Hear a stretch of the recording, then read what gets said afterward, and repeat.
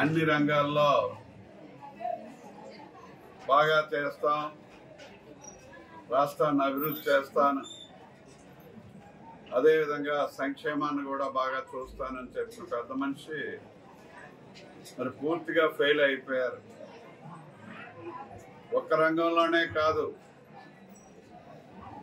యువతకు 2,50,000 ఉద్యోగాలు ఇస్తామని చెప్పి 250 రోజుల పాదయాత్రలో చెప్పారు. 200 ఉద్యోగాలు కూడా ఎక్కడ ఇచ్చిన దాఖలాలు లేవు. అలాగే చదువులు కూడా ఎండమావులు అయిపోయాయి. ఆంధ్రప్రదేశ్ లో చదువుకున్న వాళ్ళంటే ఎక్కడ కూడా బయట ఉద్యోగం రానటువంటి పరిస్థితి అయిపోయింది. స్కూల్కి మాత్రం రంగులు వచ్చాయి. అదేవిధంగా మహిళలు నిత్యావసర వస్తువు ధరలు కొండెక్కి కూర్చున్నాయి. బటన్ నొక్కితే 10 రూపాయలు వస్తుంది. నూనె డబ్బాగా ఉన్నా, పప్పు డబ్బాగా ఉన్నా, మరి ఏ వస్తువులు కొన్నా 100 రూపాయలకు పెరిగిపోయింది. వచ్చిందేమో 10 రూపాయలు, ట్యాక్సులు పెంచింది, ధరలు పెంచిందేమో 100 రూపాయలు. ఆ విధంగా కూడా నిత్యావసర వస్తువులతో సంసారం గడపలేక నెట్టుకు రాలేకపోతున్నారు ఆడవాళ్ళంతా అని చెప్పి మీ ద్వారా నేను తెలియజేస్తున్నాను.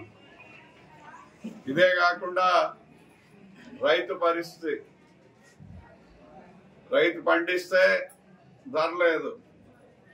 ఈయన పాదం ఎలాంటిదో కానీ కోతలు కోసినప్పుడల్లా మరి పంట పండిన తర్వాత అతివృష్టో అనావృష్టో వచ్చి వర్షాలతో రంగు మారిపోయింది, ధాన్యం కింద మారిపోయి కొనేవాడు లేకుండా అయిపోతున్నాడు.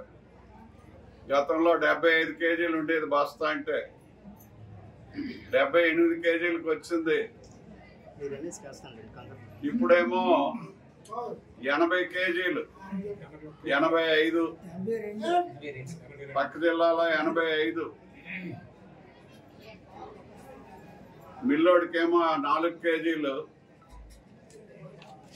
మరి పెద్దలకేమో ఆ జిల్లాలో ఉండే పెద్దలకేమో 1400కు ఊక 1400కి ఇస్తే జిల్లాలో బస్తా అంటే 85 కేజీలకు కొనొచ్చు అని.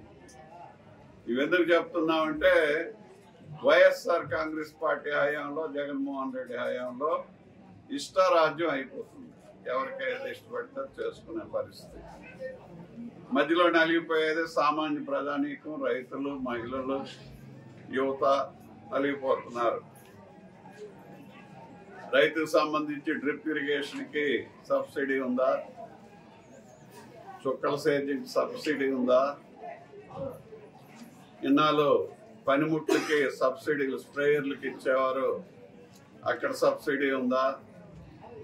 రైతు భరోసా కేంద్రం అని చెప్పి ఒక బిల్డింగ్ కట్టిస్తారు.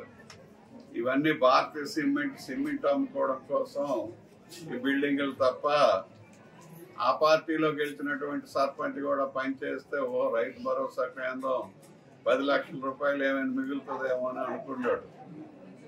కానీ ఏంటంటే అక్కడి నుంచే సిమెంట్, అక్కడి నుంచే ఇటుకలు, అక్కడి నుంచే పెంకులు, ఇవన్నీ అక్కడి నుంచే వస్తున్నాయి. ఒక లేబరు, ఈ ప్రెసిడెంటే ఈ ఊరోడు. 8 లక్షలు అక్కడ డిడక్ట్ చేసి 2 లక్షలు పంపిస్తున్నారు. మరి నష్టపోయేటటువంటి పరిస్థితి ఉంది, పూర్తి కానటువంటి పరిస్థితి కూడా ఉంది. అందుకని తాళాలు వేసి తీయడం లేదు. రైతు భరోసా అని పేరు మాత్రమే మిగిలింది తప్ప రైతుకు అందులో వచ్చేటటువంటి భరోసా ఏమీ లేనటువంటి పరిస్థితి. విత్తనాలు ఏమైనా సబ్సిడీలు ఇస్తున్నారా? అకాల వర్షాల వల్ల మరి పంట పోతే విత్తనాలు ఇచ్చేటటువంటి పరిస్థితి చంద్రబాబు నాయుడు గారి టైంలో ఉండేది, అది కూడా లేదు. ఇకపోతే సంక్షేమానికి వస్తే ఎస్సీ కార్పొరేషన్, ఫైనాన్స్ కార్పొరేషన్ లో సబ్సిడీ లోన్లు వచ్చేవి. సబ్సిడీ లేదు, ఫైనాన్స్ కార్పొరేషన్ లో దానికి డబ్బు కూడా లేదు. అలాగే బీసీ ఫైనాన్స్ కార్పొరేషన్, బీసీ లోన్లు వచ్చేవి. బీసీ ఫైనాన్స్ కార్పొరేషన్ కూడా ఒక్క పైసా కూడా రిలీజ్ చేయటం లేదు. అదేవిధంగా మరి సబ్సిడీలు కూడా లేనటువంటి పరిస్థితి. మరి ఇన్నాళ్ళు రజకులకి ఇస్త్రీ పెట్టెలు ఇచ్చేవారు. ఇస్త్రీ పెట్టె ఎక్కడుందో కనిపించడం లేదు. మరి అదే విధంగా నాయి బ్రాహ్మణులకి బ్యాండ్లు ఇచ్చేవారు. మరి ఆ బ్యాండ్లు కూడా ఎక్కడ ఇచ్చేటటువంటి పరిస్థితి లేదు. అలాగే యాత చెట్లు ఎక్కేటటువంటి వారికి, పేపర్ కమ్యూనిటీకి అనేకమైనటువంటి పనిముట్లు, సైకిళ్ళు ఇచ్చేవారు. అవి కూడా లేవు ఇప్పుడు. ఇలాగే ఎన్ని వర్గాల వారిని చూసుకున్నా అన్ని వర్గాల్లో అన్ని విధాలుగా, ముఖ్యంగా ఎస్సీ, ఎస్టీ, బీసీ, మైనారిటీ కులాలకు సంబంధించినటువంటి అన్ని రాయితీల్ని, సబ్సిడీల్ని పూర్తిగా రద్దు చేసేసి బటన్ నొక్కాను అంటాడు. ఆ బటన్ నొక్కిన 10 రూపాయలకి 100 రూపాయలు ధరలు పెరిగిపోవటం వల్ల అది ఎక్కడా కనిపించట్లేదు. అదేవిధంగా సారా పూర్తిగా తీసేస్తే గాని దపదపాలుగా 5 ఏళ్ళలో తీసేస్తాను, తీసేసిన తర్వాత మళ్ళీ ఓటు అడుగుతాను, అమ్మ, తల్లి, అక్క, చెల్లి, నా మహిళలారా అని చెప్పాడు. ఇప్పుడు ఆ సారా తాగిన భర్త ఏమైపోయాడో, కడుపులో లివర్ లేదు, కూలిపోయింది. 70 ఏళ్ళు బతకాల్సినాడు 50 ఏళ్ళే బతుకుతున్నాడు. 105 రూపాయలకి దొరికిన సరికి ఇప్పుడు 250 రూపాయలు అయిపోయింది. సారా ఏర్లై పారుతుంది. బూమ్ బూమ్ బ్రాండ్లు వస్తున్నాయి, కళ్ళు పేలిపోతున్నాయి.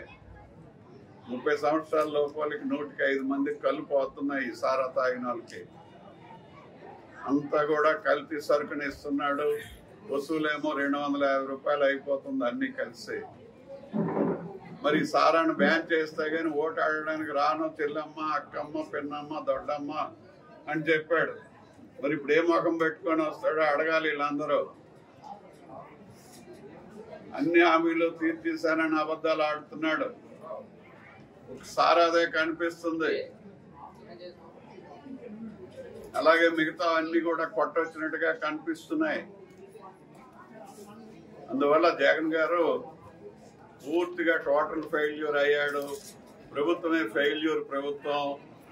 ఈయన ఫెయిల్యూర్ అవటం వల్ల ఈ రాష్ట్రం 30 సంవత్సరాల అభివృద్ధిలో వెనక్కిపోయింది.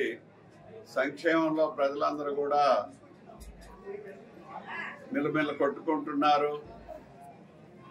ఏది తినలేక, కొనలేక బ్రతుకుని ఈడ్చడం కష్టంగా ఉంది.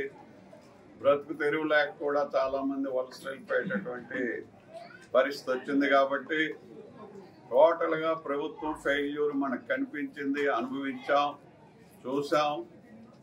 మరి ప్రాక్టికల్ గా కూడా అనుభవించినటువంటి అన్ని వర్గాల ప్రజలు కూడా ఈ రోజున ఎన్నికల సమయం వచ్చింది.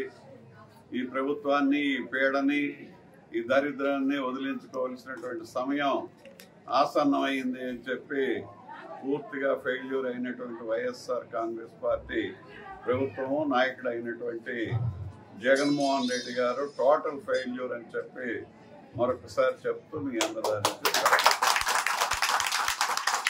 రైతులు ఇంట్రెస్ట్ కూడా 0 ఇంట్రెస్ట్ అన్నారా? ఆ 0 ఇంట్రెస్ట్ లేదు కదా, 10% వసూలు చేస్తాం సార్. గ్రామీణ బ్యాంకులో 10%.